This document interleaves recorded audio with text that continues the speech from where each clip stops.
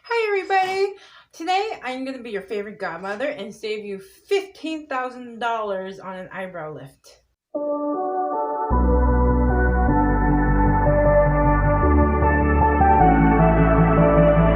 Do-it-yourself plastic surgery without the actual surgery.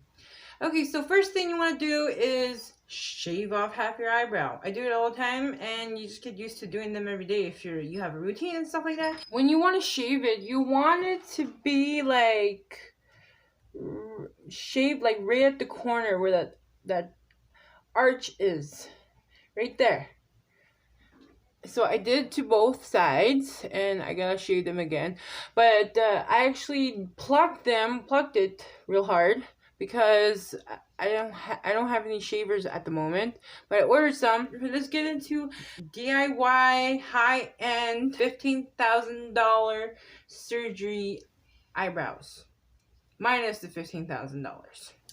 I am using Tattoo Studio 380D Brown by Maybelline. I am going to be using the angle brush. It's a paintbrush. Use what you got, right? Broke bitch style. Okay, let's get into it. Okay, so what you want to do is like start right there, right at the corner.